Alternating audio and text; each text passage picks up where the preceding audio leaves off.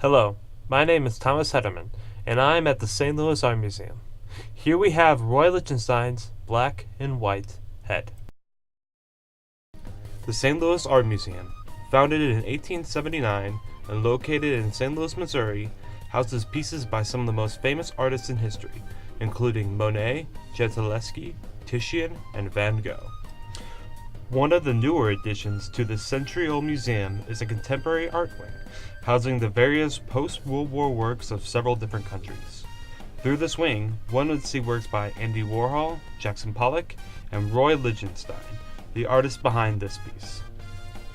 Encased in glass, Roy Lichtenstein's black and white head commands your attention with its striking black and white sheen. The ceramic bust of a stereotypical 1950s woman with her thick, sweeping black lines and odd Ben-Day dots show a clear lineage to Lichtenstein's earlier work. It is a fine example of art being made during the period of pop art. While not one of his most famous pieces, it, in my opinion, allows the audience to clearly see the values of pop art.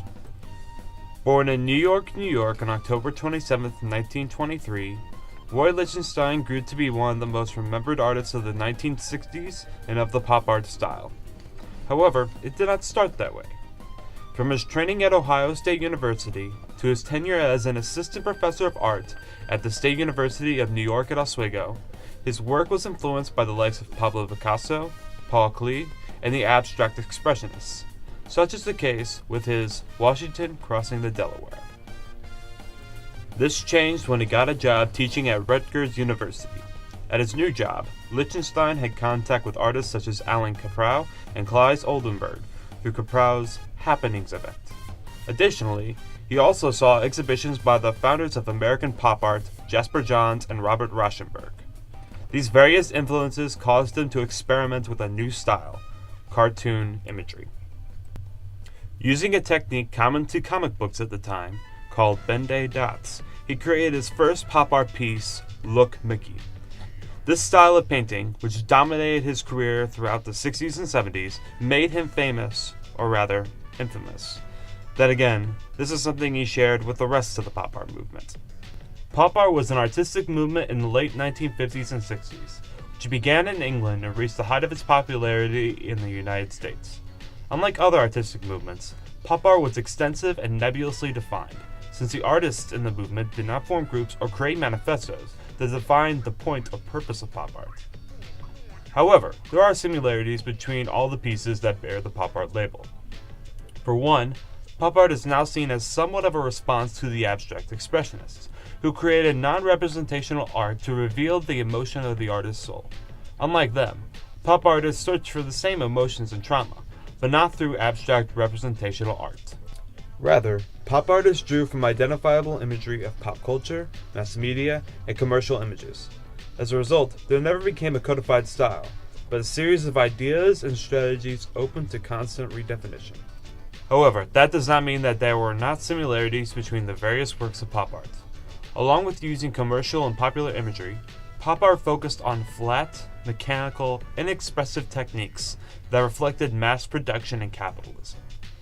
This focus aimed to do one thing, to blur the lines between high and low art, and to deconstruct the traditional hierarchy of art. This aim and focus can really be seen in Lichtenstein's work, whose use of Ben-Day dots and flat shapes and colors reflect the mechanical reproduction of comic book art. It creates a sense that there is a lack of an artist's hand or technique, which reinforces the idea of popular culture's mechanical, commercial, and fake imagery. These themes common to pop art are exemplified through the piece shown earlier, Roy Lichtenstein's black and white head. Despite that his most well-known works were appropriations of comic book panels, they did not represent his entire body of work. The black and white head, along with 50 other similarly colored works, were all part of a series he called Black and White. In this series, he produced works on paper, canvas, and of course, ceramic sculptures of everyday objects.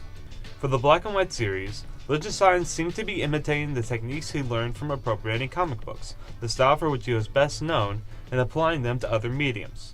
Such is the case for the black and white head, as he chose an unusual medium for his style, glazed ceramic sculpture. However, while this medium is atypical for Lichtenstein, glazed ceramic fits his style amazingly well. The polished surface reflects not only the light that hits it, but more importantly, the cartoonish stylization for which Lichtenstein was well known. It makes the piece seem to be made out of plastic. Because of this sculpture does not appear to be made by a highly skilled artist, but rather an assembly line for a new Plastic Woman product. As such, this medium choice reflects the commercial themes of pop art. The limited color palette really pops with this choice of medium, something that his usual medium choice was known for. As a result, if one were to look at this piece from certain angles, the eye could be fooled to see this piece as flat, despite the obvious three-dimensional structure. It is incredibly odd to see an artist able to transform one medium to appear like another. In this case, a ceramic sculpture appears to be a comic book panel, a connection existing between high and low art. However, this illusion of flatness is ruined once one looks around the piece at different angles. It seems that this medium choice was not perfect for the experience that Roy Lichtenstein was trying to convey. While at most angles, the black and white head reflects the themes of mass production and commercialization common to Lichtenstein's work, the medium alone is just not sound enough to perfectly convey this message. What does help convey this message is his use of line. The use of thick, curvy lines emphasizes the structure of the face and hair, as the indivisible lines that exist through his use of Ben-Day dots do the same. Together, they stylize the face to reflect the then style of comic books. These lines reinforce the idea that the sculpture created by an educated artist is no different from 25-cent comic books bought by kids. It is a reflection of the loose ideals of pop art. Even so, the use of line also focuses the attention of the viewer. The various contours of the head are emphasized, circling around the face, and most notably, the eyes. They create several small shapes within the hair, face, eyes, nose, mouth, and neck. As a result, the sculpture not only appears to be representational of a woman's head, but also as an abstract collection of black and white shapes. I find this to be evidence of Roy's early appreciation of the abstract expressionists. Another interesting aspect of this sculpture is how Lichtenstein uses light. He doesn't use light in a way a typical sculpture does. Which is odd considering that light is a fundamental element of how the audience normally perceives a sculpture. Whether natural or focused light is used, the lit and shadowed areas are not forced onto a traditional sculpture like they are on the black and white head. The thick black lines and shapes, with the various collection of Ben-Day dots, create the various tones of light and dark, instead of allowing them to be created naturally. Roy is forcing this sculpture to appear a certain way, and as a result, forcing the audience to look at it from certain angles. Since the angles he forces are the ones that make it appear flat, it is perfectly obvious why. He wants to remove space and depth from the sculpture. It is incredibly odd to see a three-dimensional piece of art that lacks depth and space. The various elements of line, light, shape, and shadow cause the visual plane to appear shallow. This is most likely the result of using two-dimensional techniques and applying them to a three-dimensional sculpture. From the angles Roy forces the audience to see, it is almost as if Roy drew this woman on a piece of paper and then erected it. The various facial features, the eyes, the mouth, the nose are emphasized. They are not allowed depth, and thus do not appear tangible. All these elements come to create a masterpiece of pop art. Despite the medium itself rejecting the point of this work, Roy Lichtenstein's use of line, shape, light, and space forces the eye to view the piece in a certain way, to appear flat, plastic, and mass-produced. It subtly blurs the line between high and low art. It feels as if the artist's hand had not touched this sculpture, nor was a part of the process. It's these various elements that convey the themes common to pop art. Although, because he does it subtly, it seems that Roy Lichtenstein struggles to make a point, if he had one to make. As a result, the black and white head is fairly tame compared to other pop art pieces. For example, take a look at another work by one of America's pop art founders, Robert Rauschenberg, Black Market. This multimedia piece, while not a sculpture like Black and White Head, shows a variety of the pop art movement. When first displayed, Black Market was intended to be an interactive piece. The audience was asked to remove something from the suitcase at the bottom, replace it with something else, draw a picture of the first object, and then clip that drawing to one of the 4 clipboards. However, this attempted interaction wasn't practical and caused immense frustration with the audience. Even so, this frustration does not diminish this work. It can be argued that the other elements, the license plate, the sign, the suitcase, that have practical value in the real world, serve no purpose here. Now, just from their incredibly different appearances, it would not seem like these two pieces are similar at all.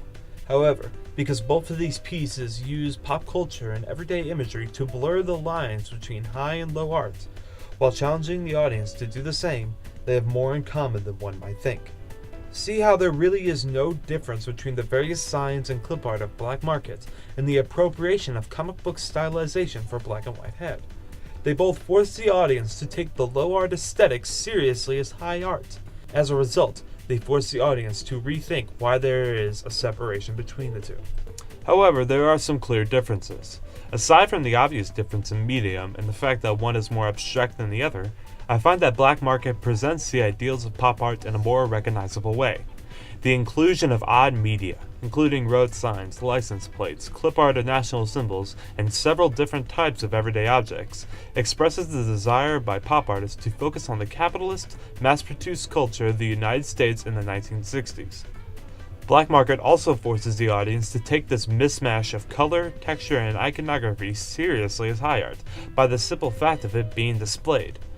Roy Lichtenstein's Black and White Head, while it does reflect the same values of pop art, struggles to do so in comparison to Rauschenberg's piece. Unlike Black Market, Lichtenstein's piece does not clearly define its point or theme. Instead of striking the viewer with questions about the difference of high and low art, Black and White Head just sits in its glass case and looks pretty. Even so, I love this piece. I became fascinated by the whole concept of pop art, and Roy Lichtenstein in general, ever since high school. The use of commercial and pop culture imagery, combined with the rejection of the classical ideals of art, is something that I love to see. As a result, the Black and White Head is simply amazing to experience. It forces me to rethink my preconception on what art should be. It wants me to be open to different interpretations and styles of art, even if I do not find them aesthetically pleasing. It challenges me. That is what I love about art, and that is what I love about the Black and White Head.